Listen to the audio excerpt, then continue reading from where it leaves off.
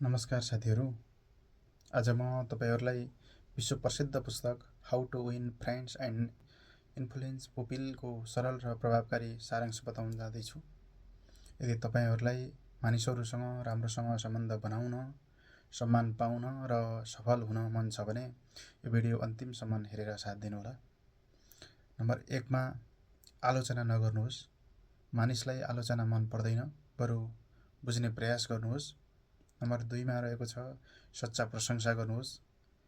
मनबाट गरेको प्रशंसाले मानिसको मन जितिन्छ। नम्बर 3 मा अरूमा चाहना जगाउनुहोस्।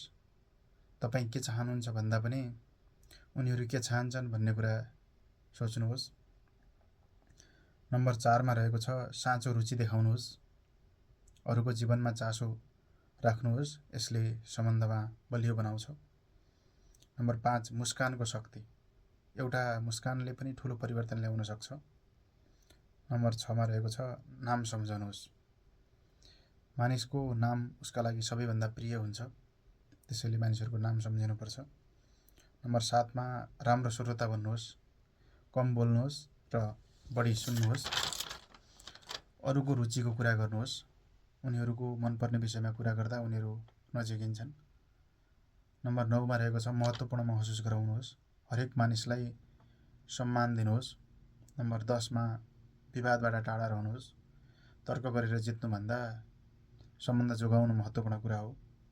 नम्बर 11 मा गल्ती स्वीकार गर्नुहोस्। आफ्नो गल्ती मान्दा तपाईलाई ठूलो भएको महसुस हुन्छ अथवा गर्व महसुस हुन्छ, तपाई ठूलो देखिनुहुन्छ। नम्बर 12 मा मित्रवत व्यवहार गर्नुहोस्। नरम व्यवहारले सबै कुरा सजिलो बनाउँछ। यदि तपाईहरुले पनि यी कुराहरु जीवनमा प्रयोग गर्नुभयो भने तपाईले पनि सजिलैसँग मानिसहरुसँग सम्मान पाउन र उनीहरुको मन जित्न सक्नुहुनेछ। भिडियो मन परेमा लाइक, शेयर र कमेन्ट एन्ड सब्स्क्राइब गर्न नबिर्सनुहोला। धन्यवाद।